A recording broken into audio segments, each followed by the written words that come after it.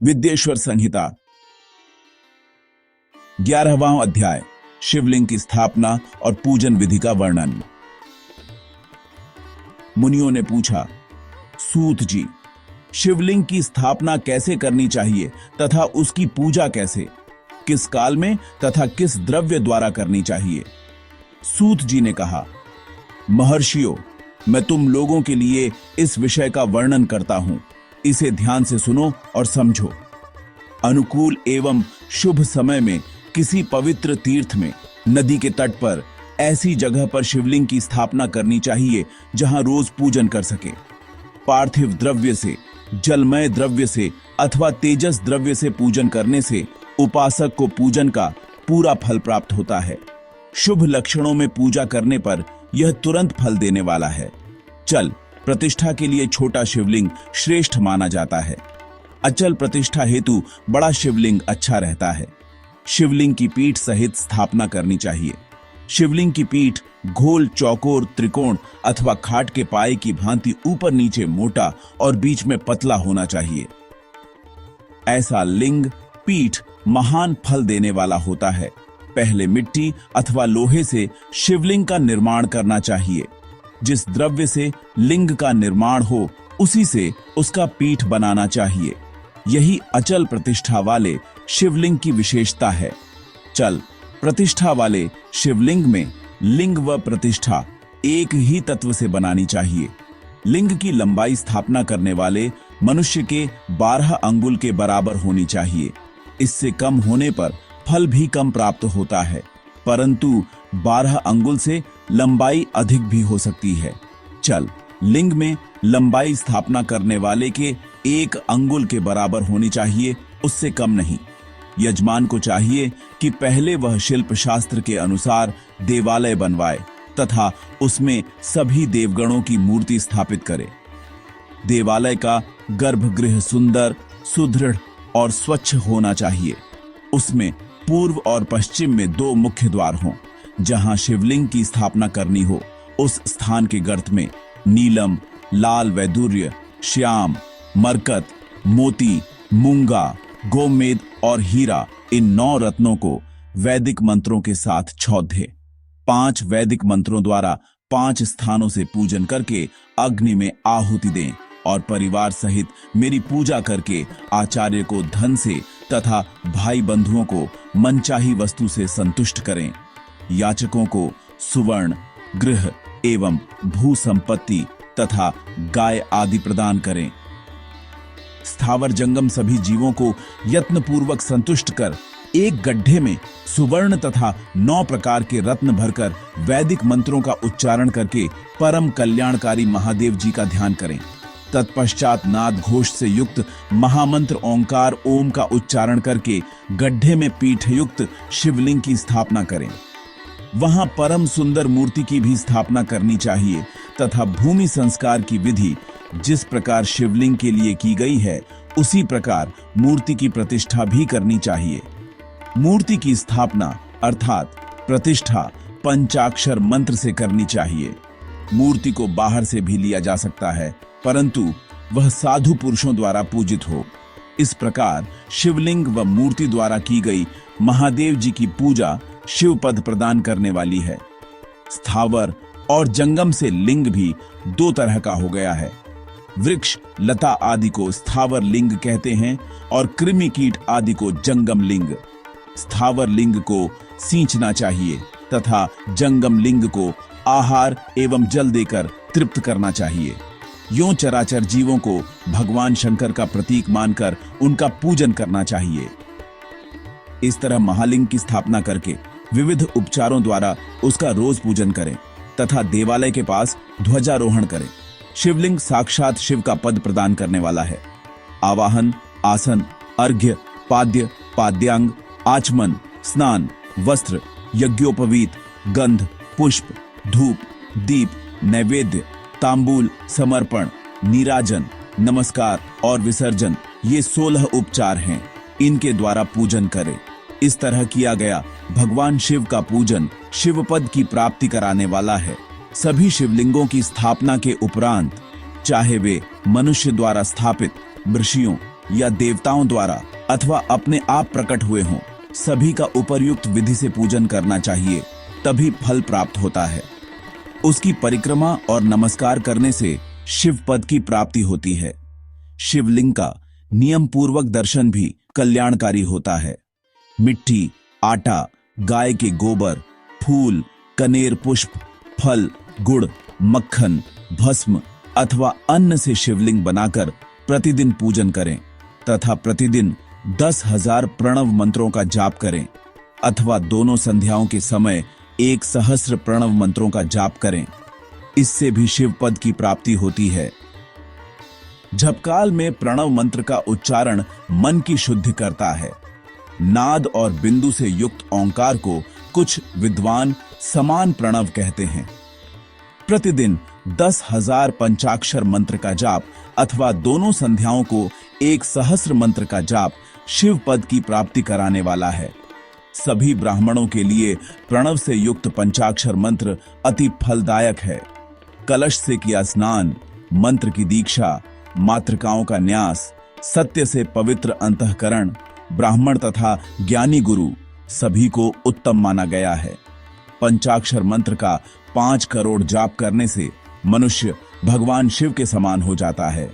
1, 2, 3 अथवा 4 करोड़ जाप करके मनुष्य क्रमशः ब्रह्मा, विष्णु, रुद्र तथा महेश्वर का पद प्राप्त कर लेता है। यदि 1000 दिनों तक प्रतिदिन 1 सहस्र जाप पंचाक्षर मंत्रों का किया जाए और प्रतिदिन ब्राह्मण को भोजन कराया जाए तो इससे अभीष्ट कार्य की सिद्धि होती है। ब्राह्मण को प्रतिदिन प्रातः काल 1008 बार गायत्री मंत्र का जाप करना चाहिए, क्योंकि गायत्री मंत्र शिव पद की प्राप्ति कराता है। वेद मंत्रों और वैदिक सूक्तियों का भी नियम से जाप करें। अन्य मंत्रों में जितने अक्षर हैं उनके उतने लाख जाप करें। इस प्रकार यथाशक्ति जाप करने वाला मनुष्य मोक्ष प्राप्त करता है। अपनी पसंद से कोई एक मंत्र अपनाकर प्रतिदिन उसका जाप करें अथवा AUM का नित्य 1 सहस्र जाप करें। ऐसा करने से संपूर्ण मनोरथों की सिद्धि होती है। जो मनुष्य भगवान शिव के लिए फुलवाड़ी या बगीचे लगाता है तथा शिव मंदिर में झाड़ने बुहारने का सेवा कार्य करता है, ऐसे शिव भक्त को पुण्य कर्म की प्राप्ति होती है। अंत समय में भगवान शिव उसे मोक्ष प्रदान करते हैं। काशी में निवास करने से भी योग और मोक्ष की प्राप्ति होती है। इसीलिए आमरण भगवान शिव के क्षेत्र में निवास करना चाहिए। उस क्षेत्र में स्थित बावड़ी, तालाब, कुआं और पोखर को शिवलिंग समझकर वहां स्नान, दान और जाप करके मनुष्य भगवान शिव को प्राप्त कर लेता है। जो मनुष्य शिव के क्षेत्र में अपने किसी मृत संबंधी का दाह, दशा, मासिक श्राद्ध अथवा वार्षिक श्राद्ध करता है अथवा अपने पितरों को पिंड देता है, वह तत्काल सभी पापों से मुक्त हो जाता है और अंत में शिव पद प्राप्त करता है। लोक में अपने वर्ण के अनुसार आचरण करने व सदाचार का पालन करने से शिव पद की प्राप्ति होती है। निष्काम भाव से किया गया कार्य अभीष्ट फल देने वाला एवं शिव पद प्रदान करने वाला होता है। दिन के प्रातः, मध्याह्न और सायं 3 विभाग होते हैं। इनमें सभी को एक एक प्रकार के कर्म का प्रतिपादन करना चाहिए। प्रातःकाल रोजाना दैनिक शास्त्र कर्म, मध्याह्न सकाम कर्म तथा सायंकाल शांति कर्म के लिए पूजन करना चाहिए। इसी प्रकार रात्रि में 4 प्रहर होते हैं। उनमें से बीच के 2 प्रहर निशीथ काल कहलाते हैं। इसी काल में पूजा करनी चाहिए, क्योंकि यह पूजा अभीष्ट फल देने वाली है। कलयुग में कर्म द्वारा ही फल की सिद्धि होगी। इस प्रकार विधि पूर्वक और समयानुसार भगवान शिव का पूजन करने वाले मनुष्य को अपने कर्मों का पूरा फल मिलता है। मुनियों ने कहा, सूत जी, ऐसे पुण्य क्षेत्र कौन कौन से हैं जिनका आश्रय लेकर सभी स्त्री पुरुष शिव पद को प्राप्त कर लें? कृपया कर हमें बताइए। 12 अध्याय मोक्षदायक पुण्य क्षेत्रों का वर्णन। सूत जी बोले, हे विद्वान और बुद्धिमान महर्षियों, मैं मोक्ष देने वाले शिव क्षेत्रों का वर्णन कर रहा हूँ। पर्वत, वन और काननों सहित इस पृथ्वी का विस्तार 50 करोड़ योजन है। भगवान शिव की इच्छा से पृथ्वी ने सभी को धारण किया है। भगवान शिव ने भूतल पर विभिन्न स्थानों पर वहां के प्राणियों को मोक्ष देने के लिए शिव क्षेत्र का निर्माण किया है। कुछ क्षेत्रों को देवताओं और महर्षियों ने अपना निवास स्थान बनाया है, इसलिए उसमें तीर्थत्व प्रकट हो गया है। बहुत से तीर्थ ऐसे हैं जो स्वयं प्रकट हुए हैं। तीर्थ क्षेत्र में जाने पर मनुष्य को सदा स्नान, दान और जाप करना चाहिए, अन्यथा मनुष्य रोग, गरीबी तथा मूर्खता आदि दोषों का भागी हो जाता है। जो मनुष्य अपने देश में मृत्यु को प्राप्त होता है, वह इस पुण्य के फल से दोबारा मनुष्य योनि प्राप्त करता है, परंतु पापी मनुष्य दुर्गति को ही प्राप्त करता है। हे ब्राह्मणों, पुण्य क्षेत्र में किया गया पाप कर्म अधिक दृढ़ हो जाता है, अतः पुण्य क्षेत्र में निवास करते समय पाप कर्म करने से बचना चाहिए। सिंधु और सतलुज नदी के तट पर बहुत से पुण्य क्षेत्र हैं। सरस्वती नदी परम पवित्र और 60 मुख वाली है, अर्थात उसकी 60 धाराएं हैं। इन धाराओं के तट पर निवास करने से परम पद की प्राप्ति होती है। हिमालय से निकली हुई पुण्य सलिला गंगा 100 मुख वाली नदी है। इसके तट पर काशी, प्रयाग आदि पुण्य क्षेत्र हैं। मकर राशि में सूर्य होने पर गंगा की तटभूमि अधिक प्रशस्त एवं पुण्यदायक हो जाती है। सोनभद्र नदी की 10 धाराएं हैं। बृहस्पति के मकर राशि में आने पर यह अत्यंत पवित्र तथा अभीष्ट फल देने वाली है। इस समय यहाँ स्नान और उपवास करने से विनायक पद की प्राप्ति होती है। पुण्य सलिला महानदी नर्मदा के 24 मुख हैं। इसमें स्नान करके तट पर निवास करने से मनुष्य को वैष्णव पद की प्राप्ति होती है। तमसा के 12 तथा रेवा के 10 मुख हैं। परम पुण्यमयी गोदावरी के 21 मुख हैं। यह ब्रह्महत्या तथा गोवध पाप का नाश करने वाली एवं रुद्रलोक देने वाली है। कृष्णवेणी नदी समस्त पापों का नाश करने वाली है। इसके 18 मुख हैं तथा यह विष्णु लोक प्रदान करने वाली है। तुंगभद्रा 10 मुखी है एवं ब्रह्मलोक देने वाली है। सुवर्ण मुखरी के 9 मुख हैं। ब्रह्मलोक से लौटे जीव इसी नदी के तट पर जन्म लेते हैं। सरस्वती नदी, पंपा सरोवर, कन्याकुमारी अंतरीप तथा शुभकारक श्वेत नदी सभी पुण्य क्षेत्र हैं। इनके तट पर निवास करने से इंद्रलोक की प्राप्ति होती है। महानदी कावेरी परम पुण्यमयी है। इसके 27 मुख है। यह संपूर्ण अभीष्ट वस्तुओं को देने वाली है। इसके तट ब्रह्मा, विष्णु का पद देने वाले हैं। कावेरी के जो तट शैव क्षेत्र के अंतर्गत हैं, वे अभीष्ट फल तथा शिवलोक प्रदान करने वाले हैं। नैमिषारण्य तथा बद्रिकाश्रम में सूर्य और बृहस्पति के मेष राशि में आने पर स्नान और पूजन करने से ब्रह्मलोक की प्राप्ति होती है। सिंह और कर्क राशि में सूर्य की संक्रांति होने पर सिंधु नदी में किया स्नान तथा केदार तीर्थ के जल का पान एवं स्नान ज्ञानदायक माना जाता है। बृहस्पति के सिंह राशि में स्थित होने पर भाद्र मास में गोदावरी के जल में स्नान करने से शिवलोक की प्राप्ति होती है, ऐसा स्वयं भगवान शिव ने कहा था। सूर्य और बृहस्पति के कन्या राशि में स्थित होने पर यमुना और सोनभद्र में स्नान से धर्मराज और गणेश लोक में महान भोग की प्राप्ति होती है, ऐसी महर्षियों की मान्यता है। सूर्य और बृहस्पति के तुला राशि में होने पर कावेरी नदी में स्नान करने से भगवान विष्णु के वचन की महिमा से अभीष्ट फल की प्राप्ति होती है।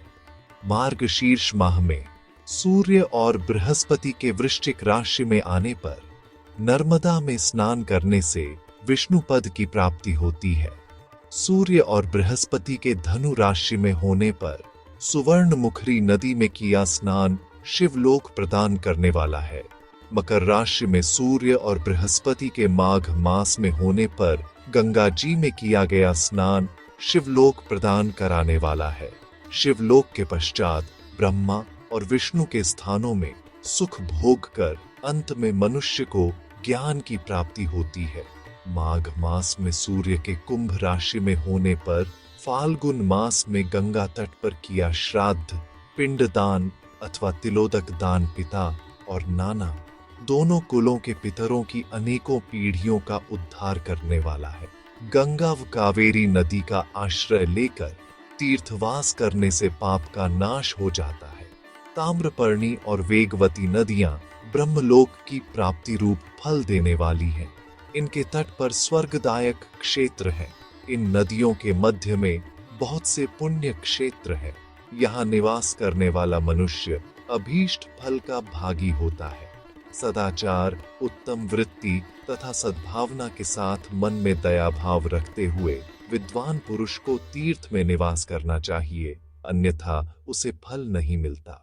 पुण्य क्षेत्र में जीवन बिताने का निश्चय करने पर तथा वास करने पर पहले का सारा पाप तत्काल नष्ट हो जाएगा, क्योंकि पुण्य को ऐश्वर्यदायक कहा जाता है। हे ब्राह्मणों, तीर्थ में वास करने पर उत्पन्न पुण्य कायिक, वाचिक और मानसिक सभी पापों का नाश कर देता है। तीर्थ में किया मानसिक पाप कई कल्पों तक पीछा नहीं छोड़ता, यह केवल ध्यान से ही नष्ट होता है। वाचिक पाप जाप से तथा कायिक पाप शरीर को सुखाने जैसे कठोर तप से नष्ट होता है। अतः सुख चाहने वाले पुरुष को देवताओं की पूजा करते हुए और ब्राह्मणों को दान देते हुए पाप से बचकर ही तीर्थ में निवास करना चाहिए। 13वां अध्याय सदाचार, संध्या वंदन, प्रणव, गायत्री जाप एवं अग्निहोत्र की विधि तथा महिमा। मुनियों ने कहा, सूत जी, आप हमें वह सदाचार सुनाइए जिससे विद्वान पुरुष पुण्य लोकों पर विजय पाता है। स्वर्ग प्रदान करने वाले धर्ममय तथा नरक का कष्ट देने वाले अधर्ममय आचारों का वर्णन कीजिए। सूत जी बोले, सदाचार का पालन करने वाला मनुष्य ही ब्राह्मण कहलाने का अधिकारी है। वेदों के अनुसार आचार का पालन करने वाले एवं वेद के अभ्यासी ब्राह्मण को विप्र कहते हैं।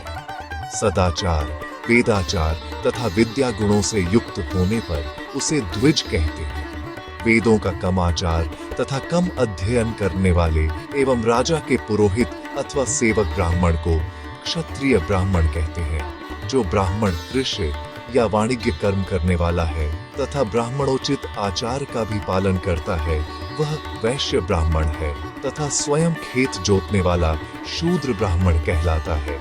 जो दूसरों के दोष देखने वाला तथा परद्रोही है, उसे चांडाल द्विज कहते हैं।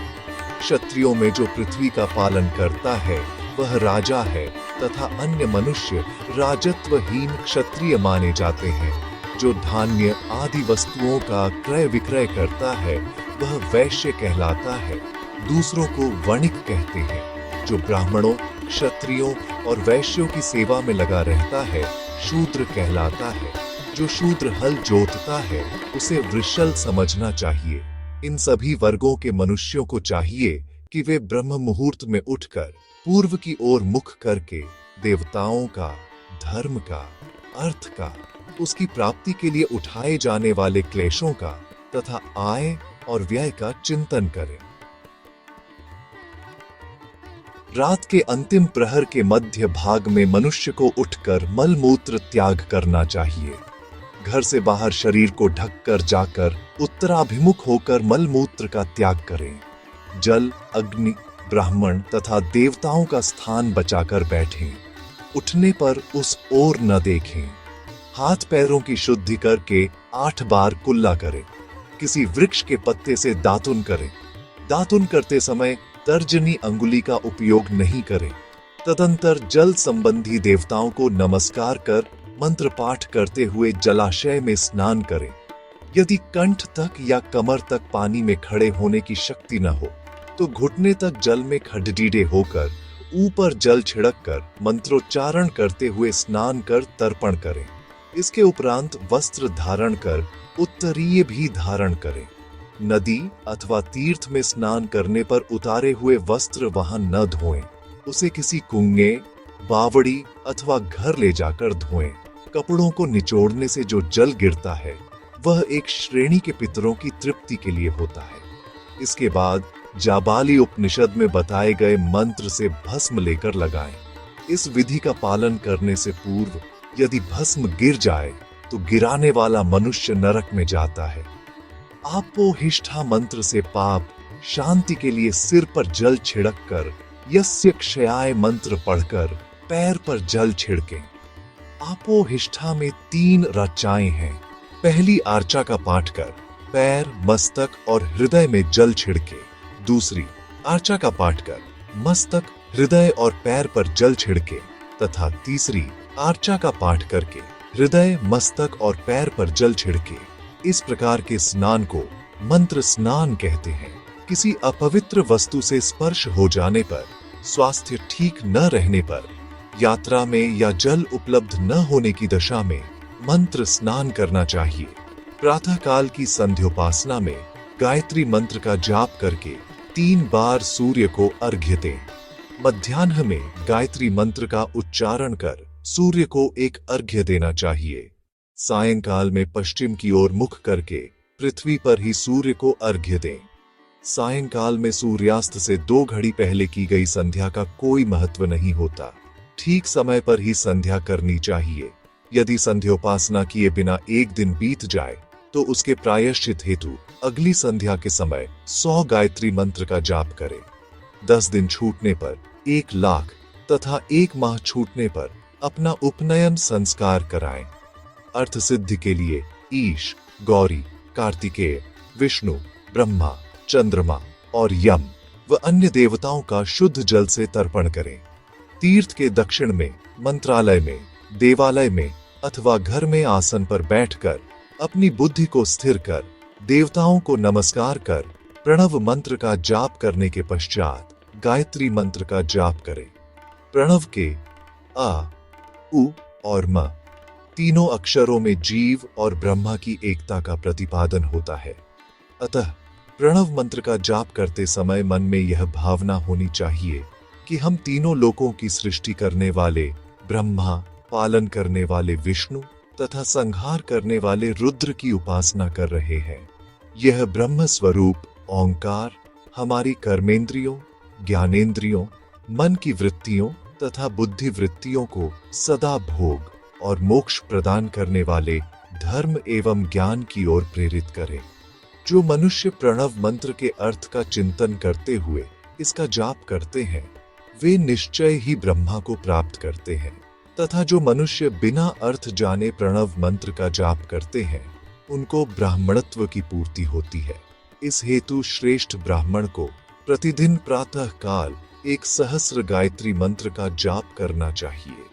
मध्याह्न में 100 बार तथा सायं 28 बार जाप करें।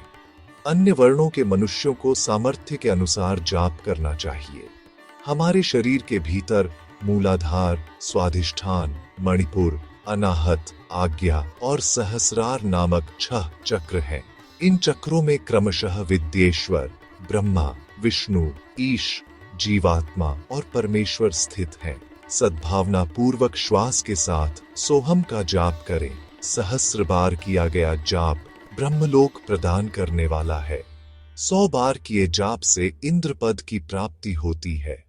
आत्मरक्षा के लिए जो मनुष्य अल्प मात्रा में इसका जाप करता है वह ब्राह्मण कुल में जन्म लेता है। 12 लाख गायत्री का जाप करने वाला मनुष्य ब्राह्मण कहा जाता है। जिस ब्राह्मण ने 1 लाख गायत्री का भी जप न किया हो उसे वैदिक कार्यों में न लगाएं। यदि एक दिन उल्लंघन हो जाए तो अगले दिन उसके बदले में उतने अधिक मंत्रों का जाप करना चाहिए। ऐसा करने से दोषों की शांति होती है, धर्म से अर्थ की प्राप्ति होती है, अर्थ से भोग सुलभ होता है, भोग से वैराग्य की संभावना होती है, धर्म पूर्वक उपार्जित धन से भोग प्राप्त होता है, उससे भोगों के प्रति आसक्ति उत्पन्न होती है। मनुष्य धर्म से धन पाता है एवं तपस्याओं से दिव्य रूप प्राप्त करता है। कामनाओं का त्याग करने से अंतःकरण की शुद्धि होती है, उस शुद्धि से ज्ञान का उदय होता है। सतयुग में तप को तथा कलयुग में दान को धर्म का अच्छा साधन माना गया है।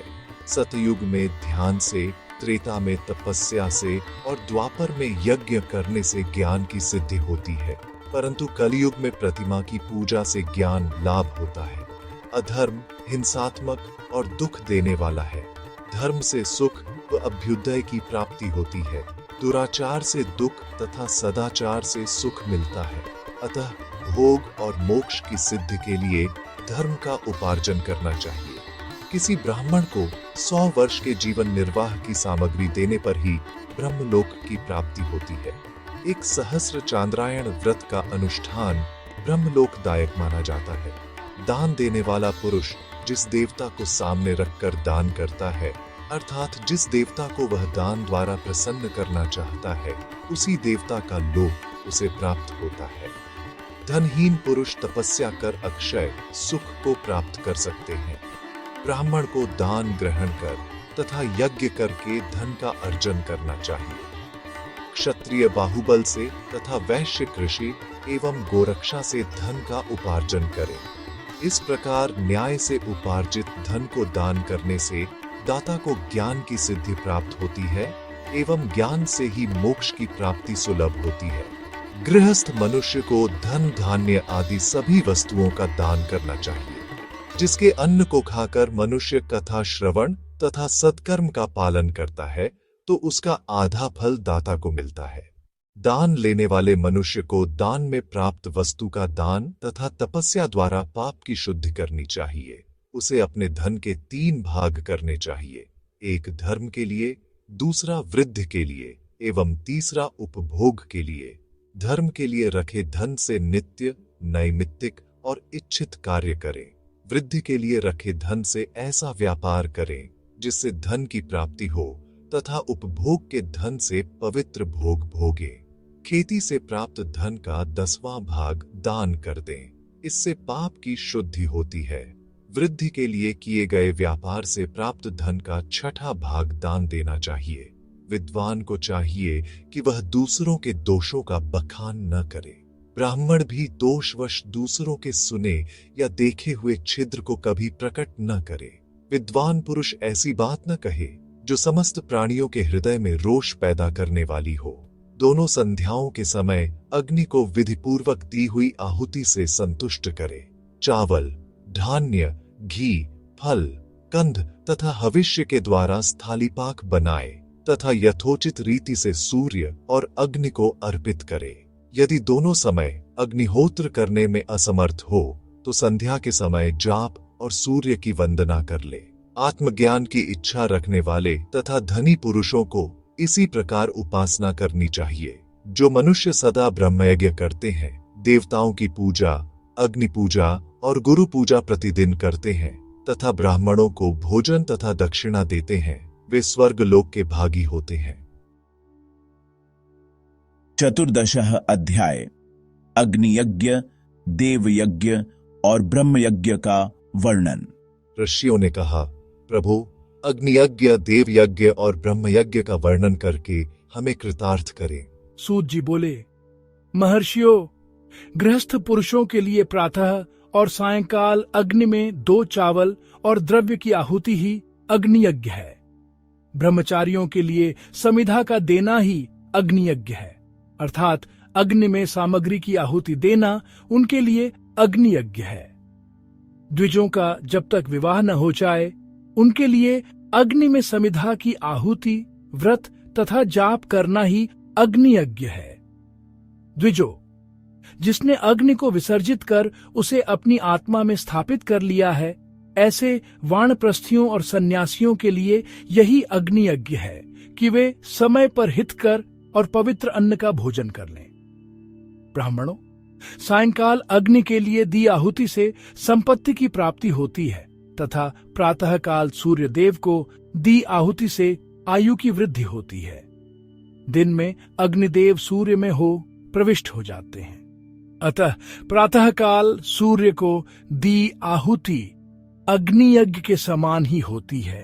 इंद्र आदि समस्त देवताओं को प्राप्त करने के उद्देश्य से जो आहुति अग्नि में दी जाती है वह देवयज्ञ कहलाती है। लौकिक अग्नि में प्रतिष्ठित जो संस्कार निमित्तिक हवन कर्म है वह देवयज्ञ है। देवताओं को प्रसन्न करने के लिए नियम से विधिपूर्वक किया गया यज्ञ ही देवयज्ञ है। वेदों के नित्य अध्ययन और स्वाध्याय को ब्रह्म यज्ञ कहते हैं। मनुष्य को देवताओं की तृप्ति के लिए प्रतिदिन ब्रह्म यज्ञ करना चाहिए। प्रातःकाल और सायंकाल को ही इसे किया जा सकता है। अग्नि के बिना देवयज्ञ कैसे होता है, इसे श्रद्धा और आदर से सुनो। सृष्टि के आरंभ में सर्वज्ञ और सर्वसमर्थ महादेव शिवजी ने समस्त लोगों के उपकार के लिए वारों की कल्पना की।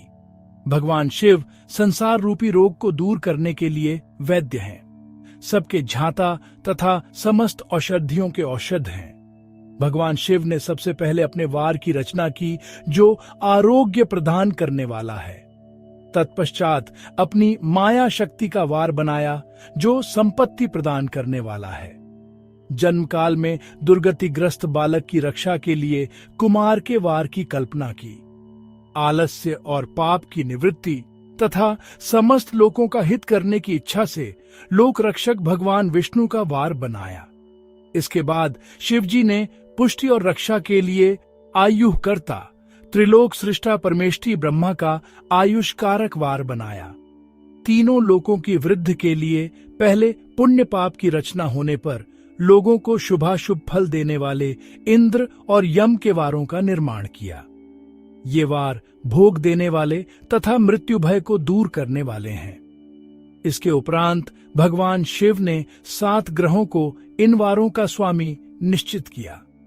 ये सभी ग्रह नक्षत्र ज्योतिर्मय मंडल में प्रतिष्ठित हैं। शिव के वार के स्वामी सूर्य हैं, शक्ति संबंधी वार के स्वामी सोम, कुमार संबंधी वार के अधिपति मंगल, विष्णुवार के स्वामी बुध, ब्रह्मा जी के वार के स्वामी बृहस्पति, इंद्रवार के स्वामी शुक्र व यमवार के स्वामी शनि हैं।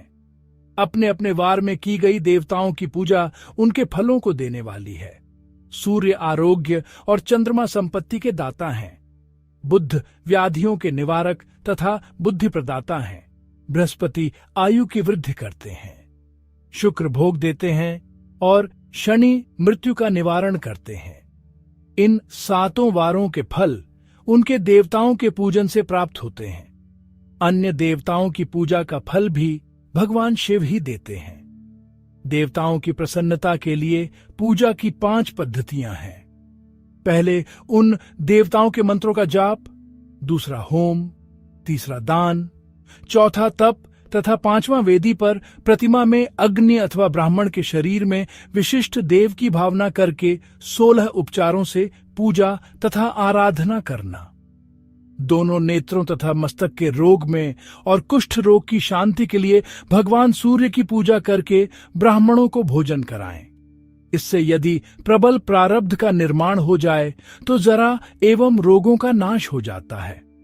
इष्ट देव के नाम मंत्रों का जाप वार के अनुसार फल देते हैं। रविवार को सूर्य देव व अन्य देवताओं के लिए तथा अन्य ब्राह्मणों के लिए विशिष्ट वस्तु अर्पित करें। यह साधन विशिष्ट फल देने वाला होता है तथा इसके द्वारा पापों की शांति होती है। सोमवार को संपत्ति व लक्ष्मी की प्राप्ति के लिए लक्ष्मी की पूजा करें तथा पत्नी के साथ ब्राह्मणों को घी में पका अन्न भोजन कराएं। मंगलवार को रोगों की शांति के लिए काली की पूजा करें। उड़द, मूंग एवं अरहर की दाल से युक्त अन्न का भोजन ब्राह्मणों को कराएं। बुधवार को दधयुक्त अन्न से भगवान विष्णु का पूजन करें। ऐसा करने से पुत्र मित्र की प्राप्ति होती है। जो दीर्घायु होने की इच्छा रखते हैं वे बृहस्पतिवार को देवताओं का वस्त्र, यज्ञोपवीत तथा घी मिश्रित खीर से पूजन करें। भोगों की प्राप्ति के लिए शुक्रवार को एकाग्रचित्त होकर देवताओं का पूजन करें और ब्राह्मणों की तृप्ति के लिए षड्स युक्त अन्न दें।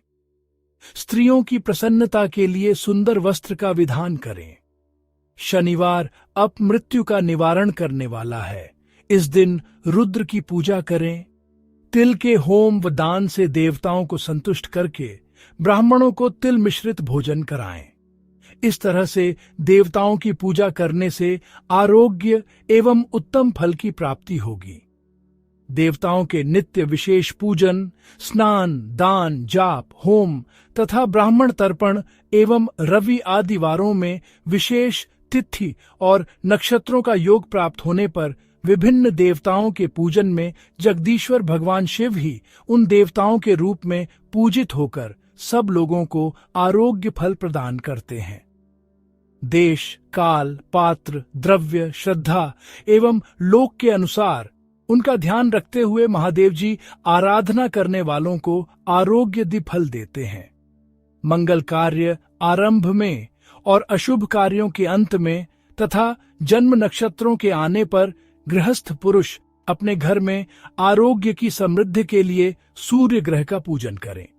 इससे सिद्ध होता है कि देवताओं का पूजन संपूर्ण अभीष्ट वस्तुओं को देने वाला है।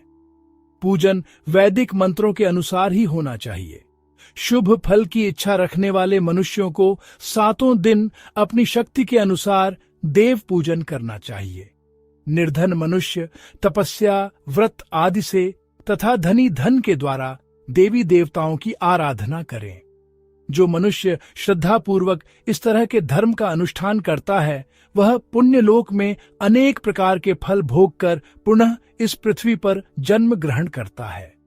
धनवान पुरुष सदा भोग सिद्धि के लिए मार्ग में वृक्ष लगाकर लोगों के लिए छाया की व्यवस्था करते हैं और उनके लिए कुएं, बावली बनवाकर पानी की व्यवस्था करते हैं। वेद शास्त्रों की प्रतिष्ठा के लिए पाठशाला का निर्माण या अन्य किसी भी प्रकार से धर्म का संग्रह करते हैं और स्वर्ग लोक को प्राप्त होते हैं। समयानुसार पुण्य कर्मों के परिपाक से अंतःकरण शुद्ध होने पर ज्ञान की सिद्धि होती है। द्विजो, इस अध्याय को जो सुनता, पढ़ता अथवा सुनने की व्यवस्था करता है उसे देव यज्ञ का फल प्राप्त होता है। 15वां अध्याय देश, काल, पात्र और दान का विचार। आर्षियों ने कहा, समस्त पदार्थों के झाताओं में श्रेष्ठ सूत जी हमसे देश, काल और दान का वर्णन करें। देश का वर्णन। सूत जी बोले, अपने घर में किया देव यज्ञ शुद्ध ग्रह के फल को देने वाला है। गौशाला का स्थान घर में किए गए देव यज्ञ से 10 गुना, जबकि जलाशय का तट गौशाला से 10 गुना है। एवं जहां तुलसी, बेल और पीपल वृक्ष का मूल हो वह स्थान जलाशय तट से भी 10 गुना महत्व देने वाला है। देवालय उससे भी अधिक महत्व रखता है। देवालय से 10 गुना महत्व रखता है तीर्थ भूमि का तट। उससे भी श्रेष्ठ है नदी का किनारा तथा उसका 10 गुना उत्कृष्ट है तीर्थ नदी का तट।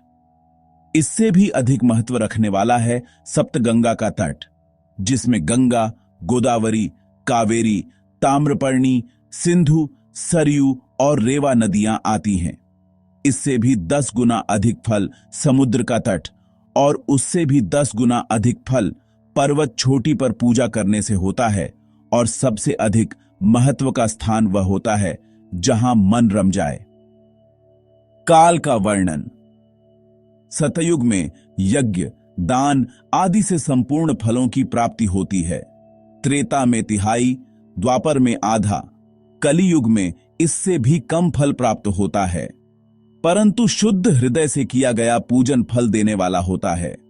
इससे 10 गुना फल सूर्य संक्रांति के दिन, उससे 10 गुना अधिक फल तुला और मेष की संक्रांति में तथा चंद्र ग्रहण में उससे भी 10 गुना फल मिलता है। सूर्य ग्रहण में उससे भी 10 गुना अधिक फल प्राप्त होता है। महापुरुषों के साथ में वह काल करोड़ों सूर्य ग्रहण के समान पावन है, ऐसा ज्ञानी पुरुष मानते हैं। पात्र वर्णन। तपोनिष्ठ योगी और ज्ञाननिष्ठ योगी पूजा के पात्र होते हैं, क्योंकि ये पापों के नाश के कारण होते हैं। जिस ब्राह्मण ने 24 लाख गायत्री का जाप कर लिया हो वह भी पूजा का पात्र है। वह संपूर्ण काल और भोग का दाता है। गायत्री के जाप से शुद्ध हुआ ब्राह्मण पर पवित्र है। इसलिए दान, जाप, होम और पूजा सभी कर्मों के लिए वही शुद्ध पात्र है। स्त्री या पुरुष जो भी भूखा हो वही अन्नदान का पात्र है।